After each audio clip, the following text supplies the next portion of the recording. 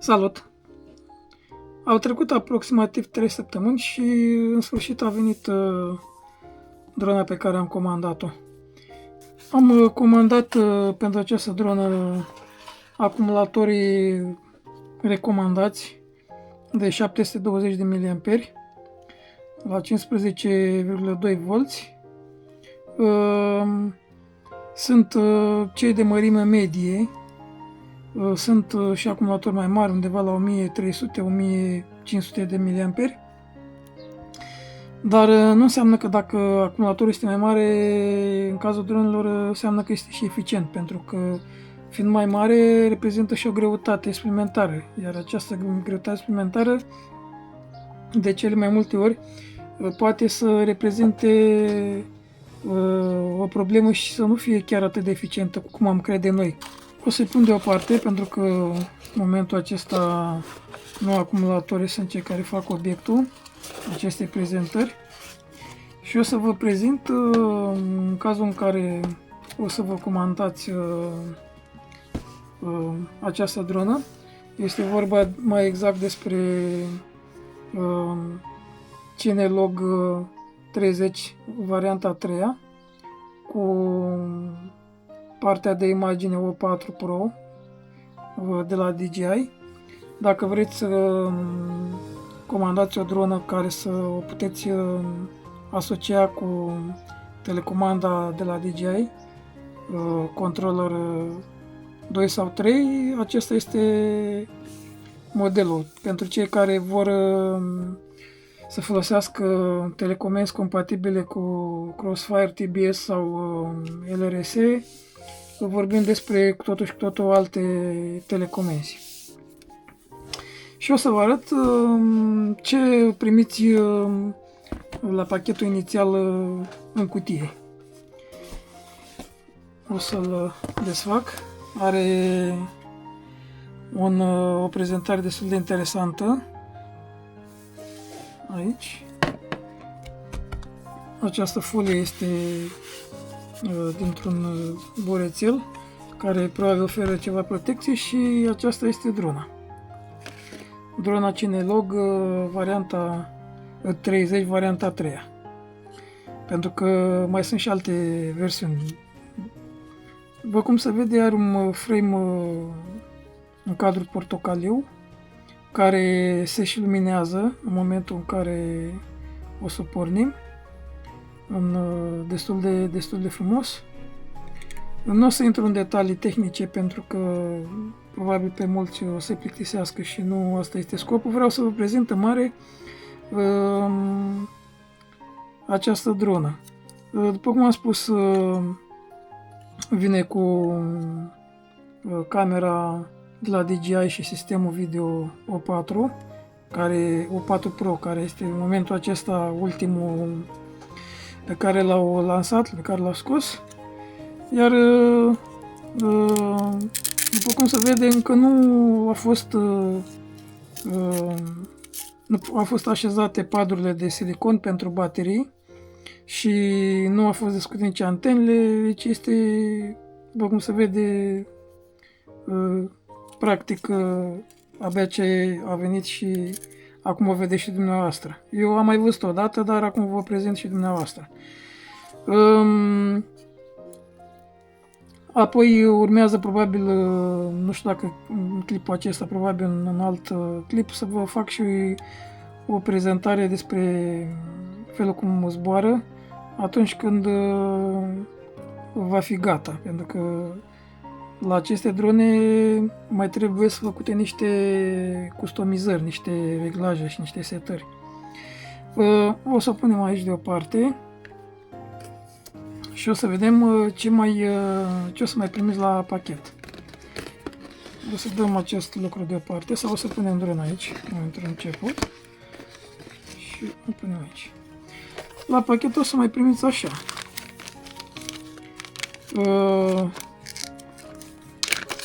Nici eu nu le-am desfăcut, să știți, pe toate. În principiu cam știu ce trebuie să fie, am mai văzut și eu pe la alte persoane care au prezentat această dronă. Încă o curelușă pentru prins bateria. De data aceasta văd că este de dimensiune mai mare, aceasta este 15 la ori 130, iar aceasta 15 ori 130. Deci această curelușă îți permite să poți prinde baterii mai mari. Deci asta este scopul acestei cureluși, de dimensiuni ceva mai mari. Bun, ce mai avem aici? Avem niște cauciucuri de silicon care, de fapt, sunt de rezervă pentru că deja sunt aici pentru cameră. Da? Sunt niște amortizoare pentru a nu crea vibrație în timpul zborului și a strica, să zicem, clipul video, imaginea. Șuruburi de diferite mărimi de rezervă. Avem aici M2x4, aici nu scrie, iarăși e M2x4,5, în fine, ați înțeles ideea. Sunt tot felul de șuruburi care cu siguranță au fost folosite la cadru și care, în caz că le pierdeți, să mai aveți de rezervă. Aici avem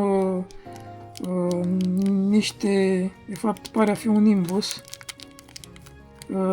cu siguranță special pentru șuruburi, dar eu n-am să folosesc acest imbus, o să folosesc o șurubență clasică cu capuri de diferite mărimi. Aici avem la fel o cheiță, nu mai știu exact pentru ce este, trebuie să vedem, și niște paduri de silicon care se lipesc pe cadru pentru a nu aleca bateria în momentul când ai strâns-o. Bun, asta odată, o punem aici. Ce mai avem aici? Pentru că ei s-au gândit la consumatori, am mai lăsat încă un cadru de rezervă. El este, pare negru, dar de fapt trece lumina prin el, deci o să vadă banda aceea de LED-uri, nu o să fie probleme. Bineînțeles că dacă mă întrebați pe mine, portocaliu arată cel mai bine, dar e bine că avem și de rezervă. Avem niște carcase, am văzut că se numesc canopii, nu știu cum s-ar traduce în limba română, dar noi am putea să zicem apărători pentru camera. Ar putea avea două roluri, una să protejeze camera la lovituri și se atașează aici cu șuruburile care se prind aici pe cadru și mai se scot acestea și se pun pe deasupra. Și mai are încă un rol, să poți să atașezi, dacă vrei, o cameră de acțiune, GoPro sau Action de la DJI sau orice alt fel de cameră care are tipul acesta de prindere. Dar aveți 3 astfel de suporți de culori diferite. E drăguț că au oferit, nu s-au zgârcit și au oferit în plus 3 astfel de suporți. Nu știu acum dacă mi-au oferit mie atâtea seturi de elici sau așa vine de regulă, pentru că eu le-am solicitat. De fapt, i-am întrebat unde pot să găsesc elici acestea de rezervă și ei mi-au zis că o să mai pună niște elici. Acum, probabil că mi-au fi pus ei, nu știu, să vă spun exact cu câte vine e de regulă în cutie. Și nu m-a costat nimic pentru asta, ca să înțelegeți de la început. Au făcut-o pur și simplu. Și mai avem aici niște instrucțiuni, probabil, cu privire la ce avem de făcut. Tot felul de cărți prin care suntem direcționați către rețelele sociale, către YouTube, unde probabil s-au prezentat tot felul de clipuri cu această dronă. Niște stickere, așa, și mă rog, tot felul de chestii care pe mine, adică pe mulți dintre noi nu cred că o să ne intereseze, probabil că acesta o să ne intereseze. Acesta e un fel de manual de utilizare în care este prezentat cam tot ce avem de făcut. O să-l întoarcem în invers pentru că pe partea aceasta e în limba engleză. Cam tot ce avem de făcut în momentul în care va trebui să instalăm această dronă și anumite module, văd. E ceva general, nu e ceva în detaliu. Ca idee, dacă vreți să vedeți, v-am zis, încă n-am pornit-o, încă nu am configurat-o, dar o să filmez și acel moment când o să fie cazul. Bateria, v-am spus, se pune aici un pad de silicon care încă nu l-am pus și se prinde ceva de genul acesta. Se pune mufa XT30U aici și după aceea Bine, asta normal e așa. Se bagă așa bateria. Se bagă mufa și se prinde și aia este. Adică este destul de simplu, nu e ceva foarte complicat și cam așa arată ea în momentul, adică o să arate. În momentul ăsta nu este conectat, în momentul când este prins și acumulatorul. O să lăsăm la o parte drona și o să trecem la frame kit, așa zice la această cutie, și este o cutie cu multe accesorii pe care le-am comandat. Și avem așa, avem încă un cadru de rezervă cu tot cu frame, e frame-ul semi-transparent, da? Avem filtrele care le-am comandat pentru cameră, da, de diferite graduații de filtrare și polarizare. Avem iarăși tot felul de stickere manuale și avem așa. Prima dată, pentru că acest dronă sau dronele custom de regulă nu vin cu GPS atașat și trebuie conectat sau instalat mai exact, eu am luat un modul GPS GPM10 Nano pentru că este foarte mic și, după cum știți, la drone contează foarte mult greutatea, lucrurile pe care le pui. Și va trebui să căutăm o soluție pentru a prinde această antenă de șasiul dronei. Am văzut, pentru că sunt destui pasionați, am văzut multe variante prin care poți să faci acest lucru. Și una dintre variante era prinderea modulului de suportul pentru camera de acțiune, undeva aici. Dar, din punctul meu de vedere, cea mai bună și optimă variantă ar fi să printezi la imprimanta 3D partea aceasta, o prelungire, și modulul GPS va veni destul de frumos încastrat aici, undeva în spate. Deci mi se pare cea mai bună variantă. Deja proiectul l-am găsit, o să vă las un link în descriere dacă este nevoie. Sunt mai multe variante. Una dintre ele chiar cred că o să o printez pentru că mi oferă niște înălțătoare și niște prinderi mai zdravine pentru antene. Pentru că aceste prinderi de silicon, ele sunt, de cele mai multe ori am văzut, nu foarte eficiente și antenele la o lovitură sau ceva de multe ori sar de aici, din suporții aceștia. Și atunci am să refac acest suport și o să-l fac un pic mai înalt.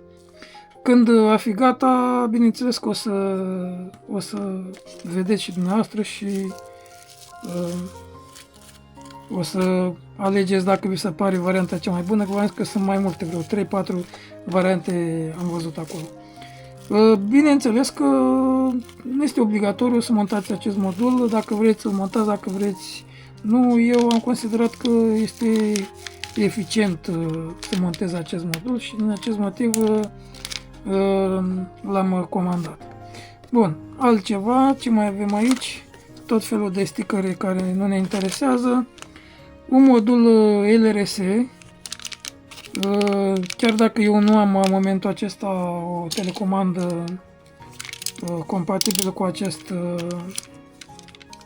acest lucru, eu am comandat dinainte modulul pentru că din ce am văzut eu, oamenii care sunt piloți profesioniști de drone FPV recomandă mai degrabă o telecomandă de genul acesta, adică este mult mai profesională și mult mai precisă decât o telecomandă de la DJI, un DJI FPV controller. Și atunci am luat în calcul și posibilitatea ca la un moment dat să-mi iau un astfel de controller și să am tot ce este nevoie. Vedeți deja antena. Cred că ați văzut multe drone care au tipul acesta de antenă. Și modulul LRS, care la fel este de dimensiuni foarte mici, după cum se vede, și foarte ușor, adică nici nu o să simtă, și antena care se conectează la acesta. Iar apoi, după ce se face aceste conexiuni, se bagă în acest canal, acest tub care este termocontractor. În momentul când îl încălzim, se va strânge și legătura, vă dați seama, va fi foarte sigură și nu vor fi niciun fel de probleme. Bun, deci ați înțeles ideea. Acesta nu o să-l montez acum, nu este cazul. Momentan o să merg o perioadă cu telecomanda de la DJI și dacă consider că genul acela de telecomenzi profesionale de la FPV, pentru FPV, o să am nevoie de așa ceva, o să îmi comand unul și o să montez și acest modul. Deci aici avem un super user, adică acest modul, drona are deja montat pe ea, vedeți că văd că și funcționează. Da? Acesta are rolul pentru că, după cum ați văzut, sunetul destul de tare, în caz că drona a căzut undeva și nu știți unde este, acesta vă va anunța unde este. Drona are deja atașat de ea un user undeva aici și din acest motiv cred că e posibil ca acest modul să fie comandat degeaba, dar vorbim de niște sume foarte mici, adică de 5, 3 dolari, 4 dolari, adică chiar nu mă deranjează foarte mult că am dat 5 dolari pe asta, nu se știe niciodată când probabil o să folosești și la altă dronă, nu neapărat la aceasta. Bun, ce mai avem aici? Avem nu știu cum să zic, pentru că această dronă, spre deosebire de alte drone, are un management foarte drăguț în ce privește firele și cablurile. El are această placă, să zicem, care are rolul de management legături, aș putea să zic așa. Uite, acum putem să și vedem exact ce v-am povestit. Vedeți? Mufa USB tip C, adică aceasta de aici, din spate, cu butonul probabil de pornire sau de împerechere, nu știu deocamdată, să vă spun că nu cunosc, n-am cea mică idee. Userul care este deja montat pe placă și celelalte lucruri la care se conectează, adică partea de controlerul de zbor și, mă rog, alte lucruri. Normal, aici trebuia să fie fire. La alte drone n-o să vedeți lucrul acesta. O să vedeți fire. Numai că eu am făcut lucrul acesta și este un lucru chiar drăguț. Pentru că arată mult mai ok și mi se pare o idee foarte bună și mult mai sănătoase legăturile vor fi aici, că au făcut acest lucru. Bun, ce mai avem aici? Avem iarăși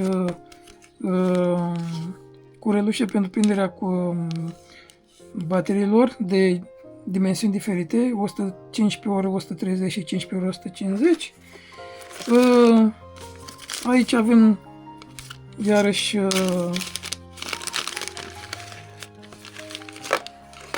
foarte multe cabluri, Iarăși încă o dată cheița aceasta care, sincer să fiu, nu mai știu ce face, dar trebuie să mă interesez. Tot felul de cablulețe gata făcute care au legătură cu partea de alimentare. Mufe și cabluri diferite, nu știu acum să vă spun ce fac fiecare, dar când le-am comandat din poză era clar pentru ce este, acum nu știu să vă spun. Capacitorul care, ia să vedem, este de 35 de volți la 220 de nanofarază. Acesta puteam să nici nu comand, că am și așa ceva. Da, mă rog.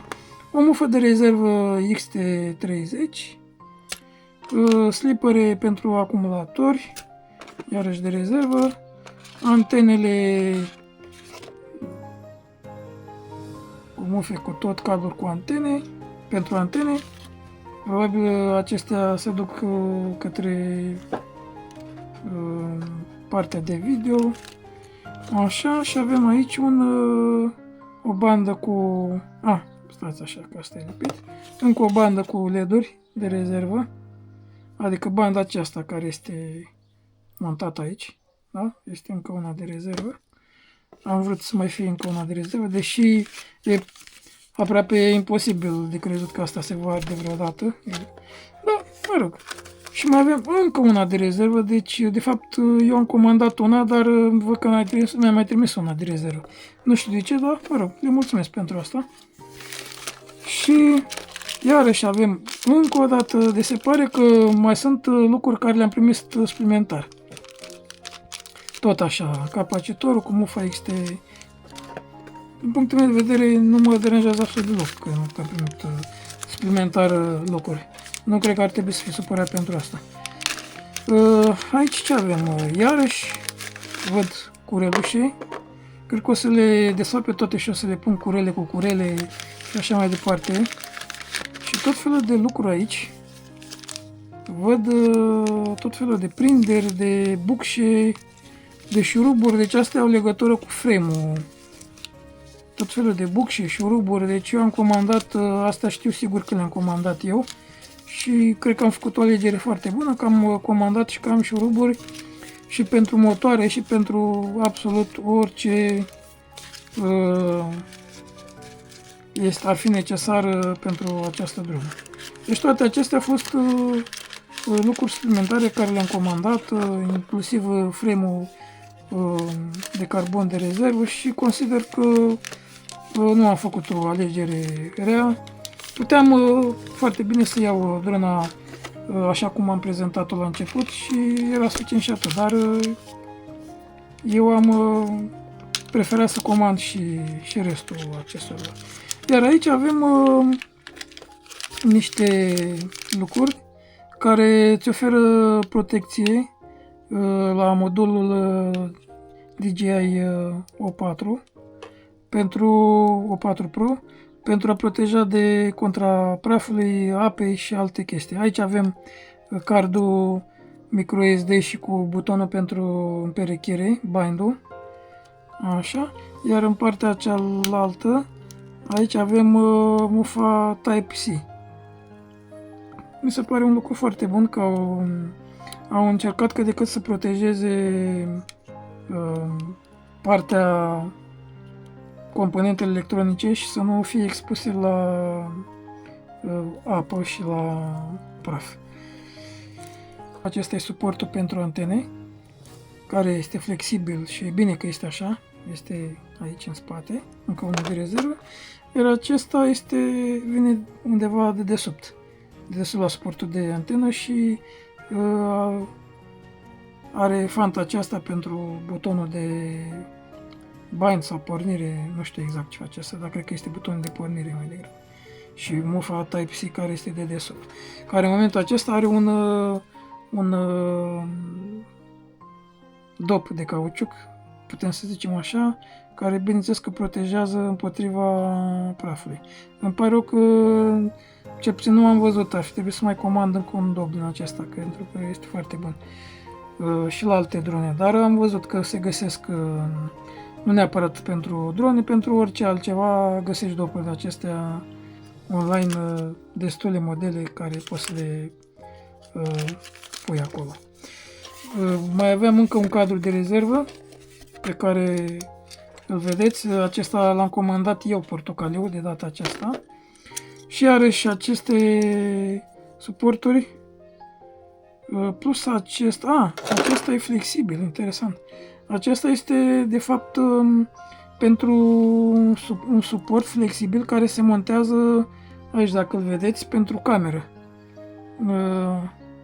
Și puteți să setați unghiul camerei. Văd că el este deja reglat într-o poziție. Eu o să las așa, nu o să umblu și o să văd dacă îmi convine, pentru că de regulă să știți că o dronă FPV nu zboară în plan orizontal. Ea de regulă zboară ceva de genul. Nu știu cum să vă arăt așa. Deci o dronă FPV de regulă nu zboară în plan orizontal. Ea zboară așa. De cele mai multe ori. Așa. Cam aceasta este modul în care zboară. Bun. Și din cauza aceasta camera este în unghiul acesta. Pentru că dacă ar fi fost un unghi orizontal, ai fi văzut, pentru că tu zbori mai mult așa, ai fi văzut mai mult pământul. Și nu vei vedea deloc ce se întâmplă mai sus. Din acest motiv este reglat în unghiul acela. Bun, și cam acestea sunt în principiu toate accesorile care le-am comandat. Bineînțeles că puteam să comand și mai multe, dar consider că pentru început e mai mult decât suficient. Și toate aceste accesorii o să-mi asigure pentru o perioadă destul de lungă de timp toate necesare în cazul în care, nu știu, mai vreau să mai fac modificări sau în cazul în care, Doamne ferește, o voi lovi și voi avea nevoie să schimb frame-uri, cadru de carbon care am încă unul de rezervă și nu ar trebui să, pentru început, până mă obișnuiesc cu ea și mă învăț, nu ar trebui să am niciun fel de problemă. Pachetul standard este destul de ok, nu s-au zgârcit nici cu elici de rezervă, nici cu șuruburi sau suporții care se prind pentru protejarea camerei și pentru posibilitatea de a monta o cameră de acțiune dacă va fi nevoie. Probabil că am să vă mai prezint și modul cum încarc acești acumulatori, pentru că vă spun încă de la început că efectiv, cu toate că există destul de clipuri pe YouTube, dar niciun clip, cel puțin din ce am văzut eu, nu-ți explică concret ce ai de făcut, care sunt situațiile în care trebuie să gestionezi încărcarea, descărcarea sau menținerea în modul storage, pentru că poate mulți dintre voi nici nu înțelegeți despre ce e vorba, cum nici eu nu înțelegeam, fiind obișnuit cu încărcarea acumulatorilor standard, când îl bagi într-un încărcător și nu te mai interesează mai departe ce ai de făcut. La tipul acesta de acumulatori, care sunt de înaltă performanță față de acumulatorii care am fost noi învățați, litium polimer sau litium ion, lucrurile stau un pic diferit. Ai posibilitatea să ai un management privind încărcarea, ceea ce la acumulatorii standard pe care încărcam până acum nu era cazul. Adică încărcătorul făcea singur toată treaba și nu ne durea capul. Descărcarea se realiza smart, direct din acumulator, pentru că avea un controller pentru acest lucru și nu era nevoie.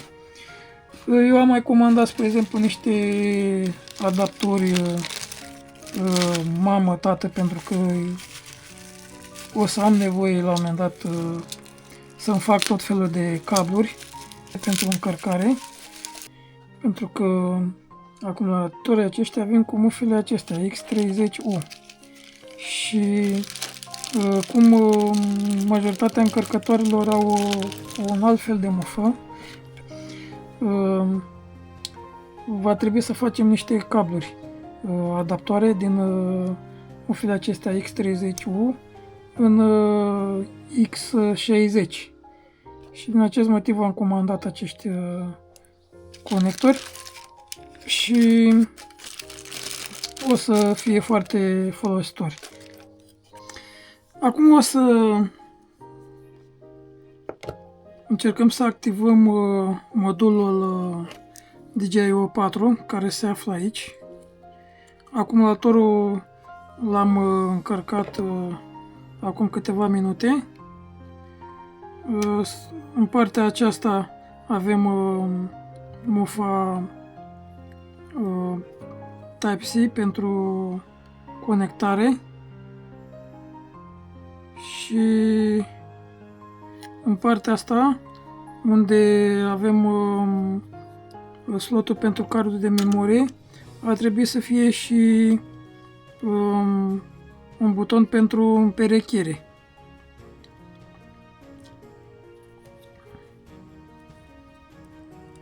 Încă undeva aici. O să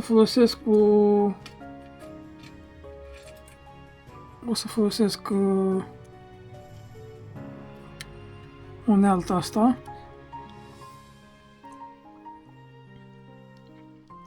Card de memorie momentan nu o să-l pun, o să-l pun mai încolo. Și o să bag mufa. Ea a pornit. După cum se aude. Și o să încercăm să mai întâi să activăm au ieșit de tot asta. O să încercăm mai întâi să activăm modulul video de la DJI. Și o să conectăm cablul USB Type-C la ea. Trecem pe calculator, vedeți că deja a găsit DJI O4 Air Unit Pro. Ea este inițial activată. Văd că este deja actualizată în data de 5/3/2025, ceea ce înseamnă că nu prea mai necesită în acest caz făcut încă un upgrade. Pentru împerechere o să pornim telecomanda DJI.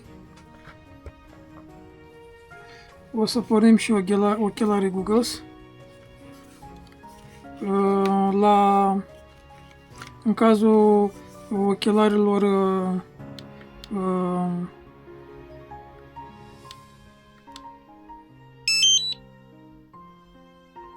în cazul acestei configurații, transmisia va fi în felul următor. Ochelarii se vor conecta către dronă și telecomanda este conectată către ochelari. La controllerul FPV versiunea a doua, transmisia era prin controller. În cazul acesta lucrurile stau puțin diferit. Bun, și o să îi dăm aici bind, adică împerechere. O să selectăm și o să apăsăm aici butonul acesta. Beculețul de aici clipește, înseamnă că este pregătit pentru împerechere. Așa că o să împerechem ochelarii, o să apăsăm pe butonul Power și ar trebui să avem o împerechere. Bun, împerecherea pare că s-a realizat. Avem imagine, avem inclusiv OSD, adică funcția de display. Pentru a ne conecta cu aplicația de configurare Betaflight, conectăm cablul USB la dronă, aici în spate. Și după cum vedeți, ea se conectează automat. Ce trebuie să știm noi, fără să ne complicăm prea mult, pentru că aici sunt foarte multe opțiuni,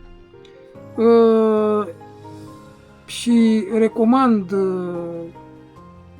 și eu și foarte multe persoane, este ca mai întâi să salvați să faceți un fișier de backup, pentru că există riscul ca să faceți anumite modificări și după aceea să nu mai știți să le remediați și stricați, să zicem, toate configurările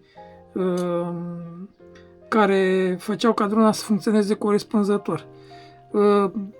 Producătorul, spre exemplu, acestei drone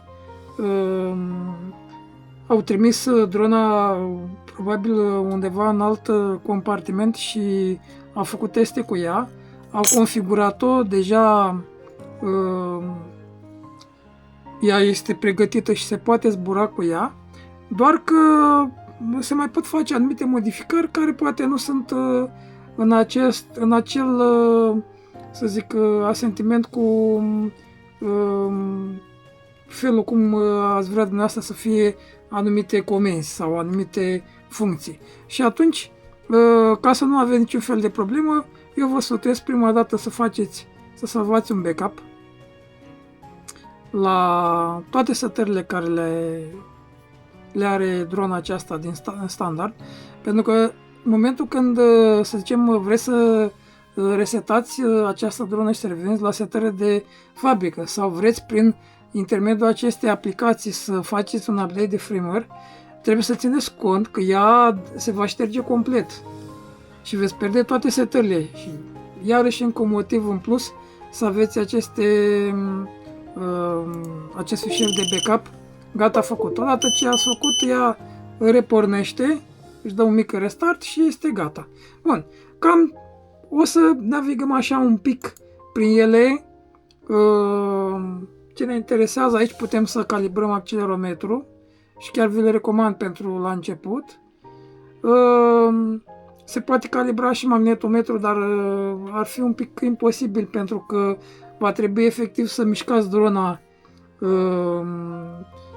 pe toate cele, să zicem, 3 axe, inclusiv 360 de grade și cu cablu conectat la ea nu prea ai cum să faci asta, deci nu are sens.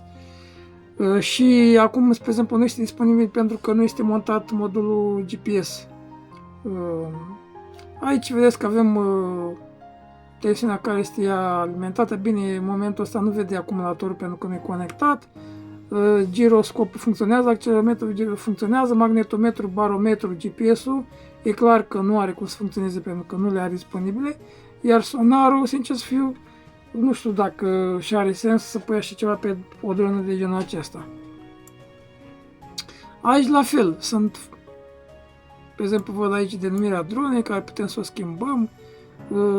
Dacă aveam, spre exemplu, GPS, trebuia să activăm și lucrul acesta pentru a avea date de telemetrie. Aici, spre exemplu, este activat pentru că avem într-adevăr o bandă de LED. Vrem să vadă informații pe display și tot felul de lucruri. Deci eu, sincer să fiu, vă sugera să nu vă băgați foarte mult și foarte adânc în asta, pentru că chiar nu prea contează lucrurile acestea. Ce ne interesează pe noi mai mult, ne interesează obligatoriu să facem acest backup, da? Ne interesează partea de PID tuning, dacă vrem să configurăm diferit controllerul, adică cât de sensibil e să fie el și modul cum vrem noi să acționeze la comenzile noastre și multă lume recomandă să folosim exact valorile setate din simulatorul de zbor cu care ne-am obișnuit. Ei deja văd că au setat aici niște valori. Chiar am să le setez și eu pe acestea într-un simulator de zbor, să vedem Dacă îmi convine, dacă nu, o să mai fac niște mici modificări.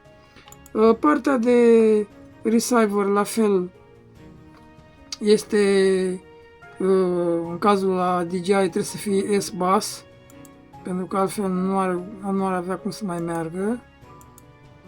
Da? La fel aici nu aveți de ce să umblați. În momentul acesta nu am control conectat, dar dacă l-aș avea conectat, s-ar mișca toate aceste axe, butoanele auxiliare și toate astea în momentul când vor fi acționate se vor vedea aici. Mai mult decât atât se va mișca și drona. Aici avem moduri, de fapt asta e, cred că, aproape între cele mai importante lucruri care trebuie să le faceți. Să vă setați, pentru că ce vreau să înțelegeți este că tipul acesta de dronă custom, sau tipurile acestea de drone custom, ele n-au de unde să știe ce reprezintă fiecare buton la o telecomandă DJI sau la o telecomandă, nu știu, sunt o grămadă de producători care fac telecomenzi care comunică pe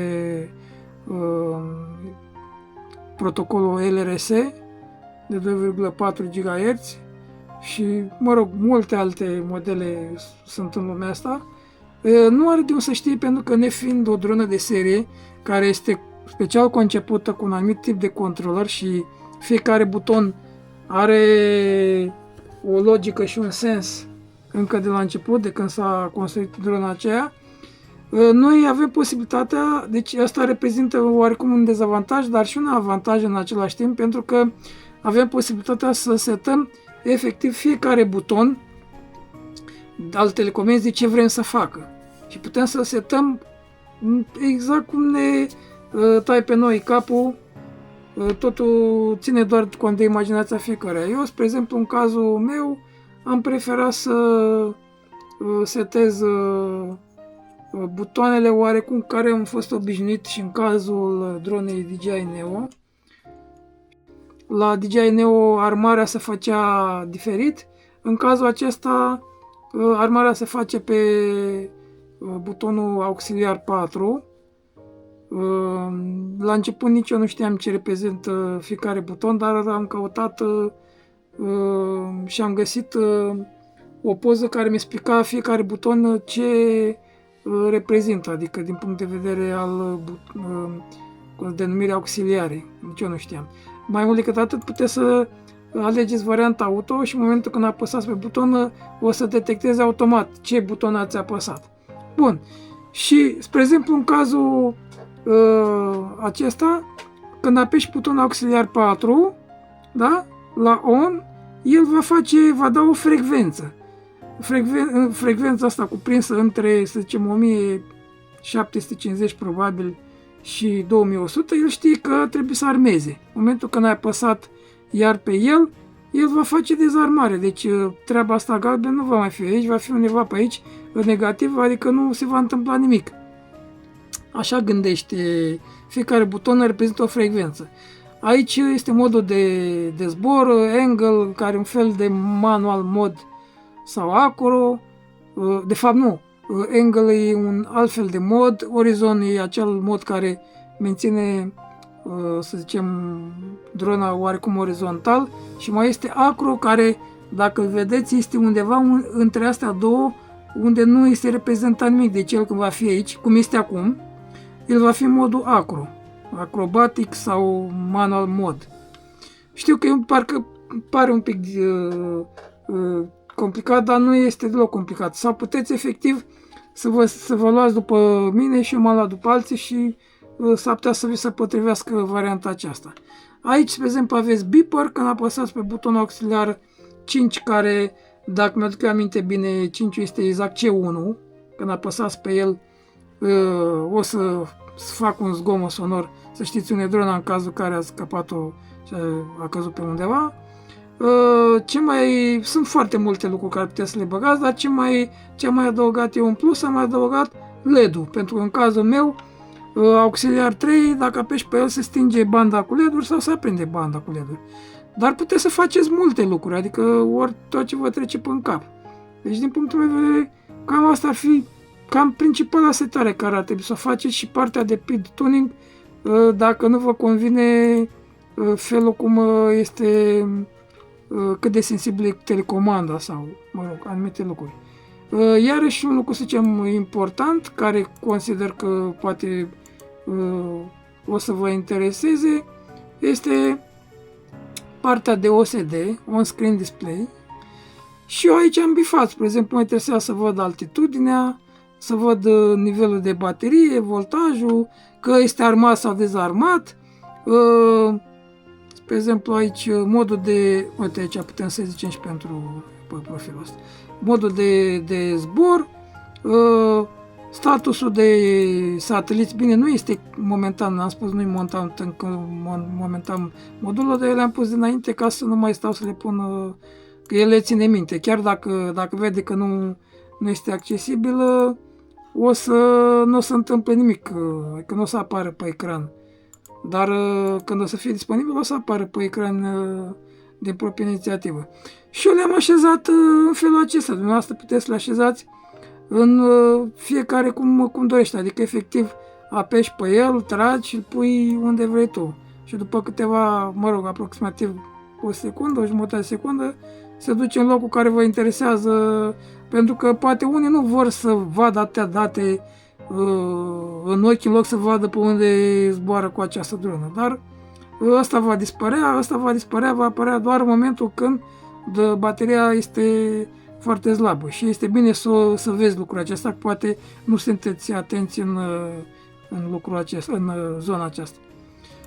Aici mai avem niște opțiuni privind semnalul, cam ce putere văd că canalul, dar bine, asta trebuie să, dacă vrem noi să umblăm aici, dar sincer să fiu, v-am spus, eu aș zice totuși să nu vă jucați foarte mult, pentru că ea deja a fost configurată foarte bine. Aici, spre exemplu, avem posibilitatea, în cazul dronei mele, am posibilitatea să setez și culorile, cum vreau să fie, sau un model de culori, dacă vreau, la banda mea cu LED-uri. Aici am posibilitatea să fac niște jocuri de culori sau ceva de genul, sau orientarea LED-urilor, mă rog, înțelegeți ideea. Și aici avem senzori, în cazul acesta avem doar giroscopul și accelerometru, magnetometru, altitudinea și cu sonar nu este cazul, o să meargă când o să montez modulul GPS. Aici, pe exemplu, avem date de telemetrie. Deci, în principiu, dacă mă întrebați pe mine, sunt arhi-suficiente această parte cu PID tuning, partea de de moduri, partea de OSD și cam atât. Din punctul meu de vedere, e arhi-suficient. Nu am dat salvare, după cum vedeți, la nimic. Trebuie musai să dați și salvare ca să se salveze. Mai aveți aici, spre exemplu, partea de update firmware.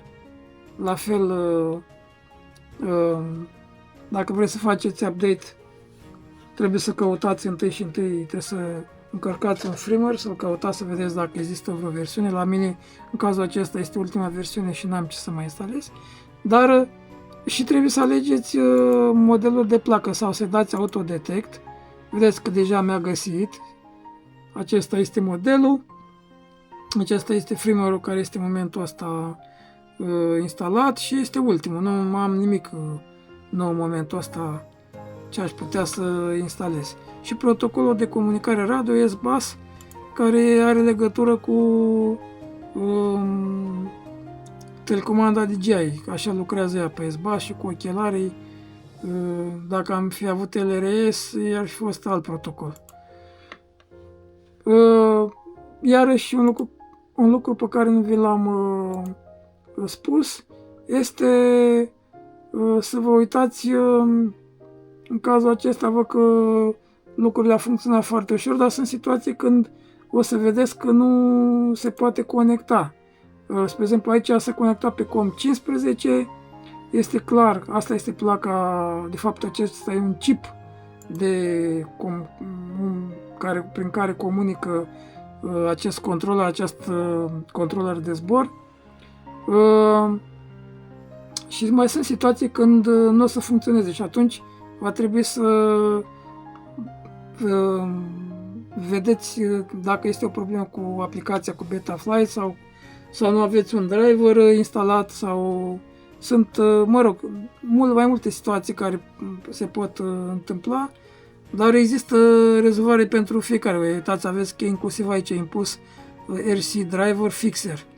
Deci chiar asta face, rezolvă problemele acestea care pot apărea în cazul în care nu vă puteți conecta la dronă din motive diverse, gen nu există vreun driver anume sau funcționează ceva incorrect sau se mai poate întâmpla, vă atenționez că trebuie să folosiți un cablu de date exact așa cum trebuie.